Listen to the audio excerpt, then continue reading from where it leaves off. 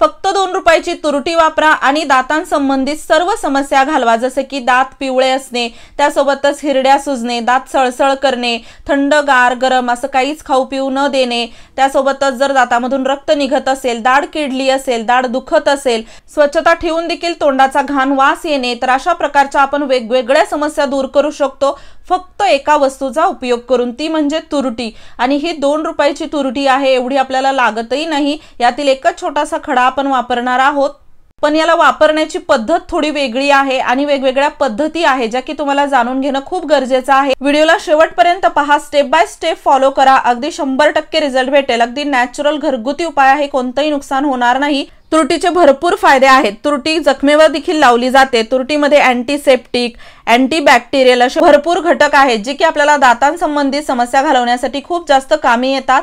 चला तर मग पाहूया तुरटीला कसं वापरायचं। आणि हो, व्हिडिओ पूर्ण पाहून झाल्यानंतर व्हिडिओ आवडल्यास मित्रपरिवारासोबत शेअर करायला विसरू नका। तर इथे आपल्याला तुरटीचा छोटासा खडा लागणार आहे। मी इथे खलबत्ता स्वच्छ धुवून घेतला आहे। कोणतंही तुम्ही भांड स्वच्छ धुवूनच वापरा, जसं मिक्सरमध्ये जर करत असाल बारीक, तरी मिक्सरमध्ये आपल्याला याला थोडंसं फिरवून घ्यायचं आहे। खूप बारीक असं पावडर बनवायचं नाही, थोडे मोठे मोठे जरी तुकडे झाले तरी चालतील। आणि पाहू शकता 2 रुपयाच्या तुरटीतील आपण अगदी अर्धी देखील तुरटी वापरलेली नाही, म्हणजे खर्च तर नाहीच होईल तर फायदाच होईल। आणि 5 मिनिटात ही प्रोसेस पूर्ण होते, त्यामुळे वेळही जात नाही। तर इथे पाहू शकता, इथे मी याला थोडंसं बारीक करून घेतलेलं आहे। मोठे मोठे अजून खडे आहेत तर चालतील, काही प्रॉब्लेम नाही। त्यानंतर अगदी आपण 1-1.5 चमचाच तुरटी वापरलेली आहे। आपल्याला तवा गरम करायला ठेवायचा आहे। तवा किंवा इतर कोणती वस्तू तुम्ही गरम करून घेऊ शकता।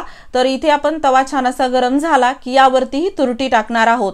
तवा फुल आपल्याला गॅस करायचा नाही किंवा अगदी तवा जास्तच त्यामधून धूर निघत आहे एवढा पण गरम करायचा नाही, थोडासा गरम करा आणि त्यावरती तुरटी टाका। जसं ही तुरटी तव्यावरती आपण टाकतो गरम तव्यावरती, तर ही अशी वितळायला लागते, थोडंसं पाणी झाल्यासारखं होतं। यामध्ये अजिबात पाण्याचा एकही थेंब वापरायचा नाही, हे आपल्याला असंच गरम करून घ्यायचं आहे। आणि जसं जसं हे थोडंसं अजून गरम होतं, परत हे घट्ट व्हायला लागतं आणि यामध्ये जास्त वेळही जात नाही, अगदी 2 मिनिटात ही प्रोसेस होते। तर इथे पाहू शकता, याला आपल्याला असं सोडायचं नाही, तर चमचाने सतत आपण याला असं फिरवत राहणार आहोत।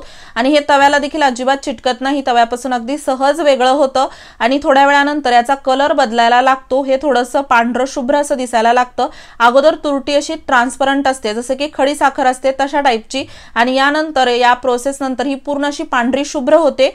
हिंदीमध्ये फिटकरी म्हणतात तुरटीला। जर तुमच्याकडे भेटत नसेल तर दुकानदाराला फिटकरी पाहिजे म्हणलं तरी भेटेल। आणि आपल्या सर्वांनाच माहित आहे, जसं की तुरटी आपण घरामध्ये ठेवतो, भरपूर इतर गोष्टींसाठी देखील कामी येते। जखमेवरती देखील लावली जाते, जखम लवकर भरून येते। आपल्या दातांमध्ये काही जखम असेल, रक्त निघत असेल, हिरड्या सुजल्या असतील, हिरड्यावर जे खाज सुटल्यासारखं होतं किंवा पूर्ण त्या अशा दुखायला लागतात, तर तो त्रास देखील कमी होतो। तर बरेच फायदे आहेत, फक्त याला योग्य पद्धतीने वापरलं पाहिजे। तर इथे पाहू शकता, हे असं थोडंसं हलवून घेतल्यानंतर अगदी पांढरं शुभ्र झालेलं आहे। आता तुम्हाला असं वाटत असेल हे तव्याला चिटकलं, निघेल की नाही सांगता येत नाही, पण अजिबात हे तव्याला चिटकत नाही।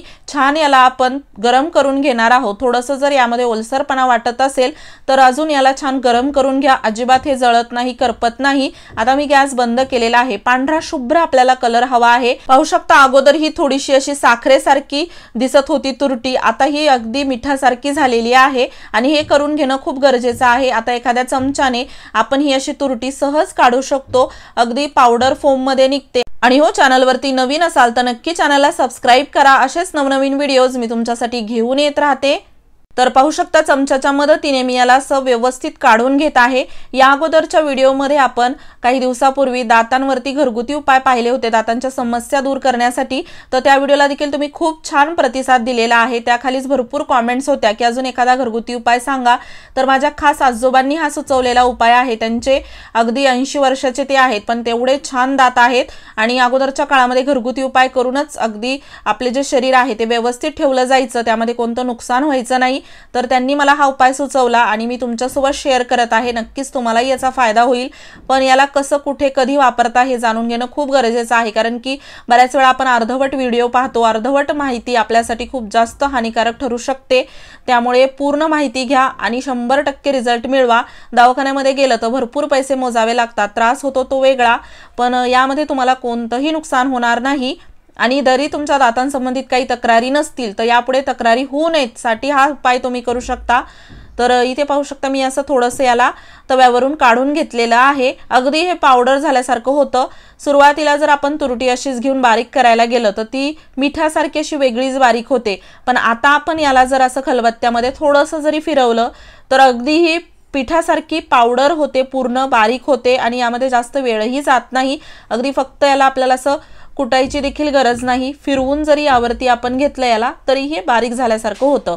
आणि हो, तुम्ही हा व्हिडिओ कोणत्या गावातून किंवा शहरातून पाहत आहात ते मला कमेंट बॉक्समध्ये नक्की सांगा, जेणेकरून माझा व्हिडिओ कुठे कुठे पोहोचला मला ते कळेल। खूप छान हे असं बारीक पावडर होतं। यामध्ये आपल्याला थोडंसं मीठ टाकायचं आहे आणि हे तुम्हाला रोज रोज बनवायची गरज नाही, वर्षभरासाठी तुम्ही बनवून ठेवू शकता।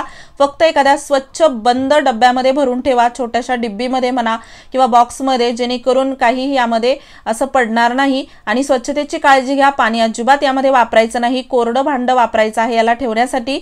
आणि इथे पाहू शकता मी ब्रश घेतलेला आहे। जसं की सुरुवातीलाच आपण पाहिलं भरपूर याला पद्धती आहेत वेगवेगळ्या वापरण्याच्या, सर्व पद्धती तुम्हाला करायच्या आहेत, कारण की वेगवेगळे आजार असतात, जसे की रक्त निघणे, हिरड्या सुजणे किंवा दात सळसळ करणे, थंड गरम काही खाऊ पिऊ न देणे, तर वेगवेगळ्या समस्यांसाठी वेगवेगळे उपाय आहेत। तर सुरुवातीला आपण एक उपाय पाहूया ज्यामुळे आपले पिवळे दात पांढरे होतात। तर ब्रश वरती आपल्याला हे असं घ्यायचं आहे, कोरडं तुम्ही जसं मी सांगितलं अजिबात पाणी वापरायचं नाही, रेग्युलरसाठी छोटंसं बाजूला काढून ठेवा किंवा हातावरती घ्या, हातावरती अगदी 2 थेंब पाणी टाका आणि त्यानंतर आपण पेस्ट जसं वापरतो तसंच ब्रशवरती याला घेऊन वापरायचं आहे। पूर्ण तुरटीच्या या पावडरमध्ये पाणी टाकायचं नाही। इथे तुम्ही पाहू शकता बाजूला मी ब्रश वरती घेऊन कसं आपल्याला हे दातांवरती अप्लाय करायचं आहे ते तुम्ही पाहू शकता।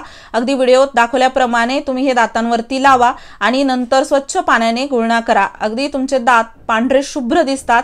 त्यासोबतच जर तुमच्या तोंडातून वास येत असेल आणि दात सळसळ करत असतील, दातामधून रक्त येत असेल, तर त्यासाठी इथे आपल्याला 1 ग्लास पाणी घ्यायचं आहे। 1 ग्लास पाण्यामध्ये 1 चमचा तुरटीचं हे पावडर टाका आणि याला व्यवस्थित असं हलवून घ्या। या पाण्याचा वापर करून आपल्याला गुळण्या करायच्या आहेत। तोंडामध्ये पाणी घेऊन अशा प्रकारे इकडे तिकडे फिरवा आणि थुकून द्या। तर हे पाणी आपल्याला दिवसातून 3 ते 4 वेळा गुळण्या करण्यासाठी वापरायचं आहे। जर तुम्हाला जास्त त्रास असेल तर थोडा त्रास असेल तर 2 वेळा जरी वापरलं तरी चालेल। बराच फरक आपल्याला एकाच वेळेमध्ये दिसतो आणि अगदी 2 दिवसामध्ये तुमचा पूर्ण त्रास गायब होतो। अगदी तुमच्या दाढामध्ये कीड लागली असेल, दाढ दुखत असेल, त्यासाठी देखील हे परिणामकारक ठरतं।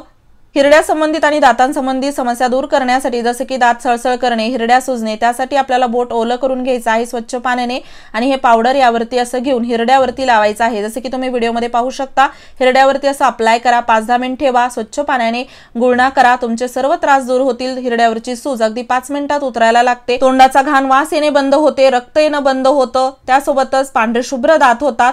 तर नक्कीच तुम्हाला यामुळे भरपूर फायदे होणार आहेत। फक्त एकदा ट्राय करून पहा आणि व्हिडिओ थोडासा जरी युजफुल वाटला असेल तर व्हिडिओला लाईक करा, शेअर करा, चॅनलवरती नवीन असाल सबस्क्राइब नक्की करा। पूर्ण व्हिडिओ पाहिल्याबद्दल थँक्यू।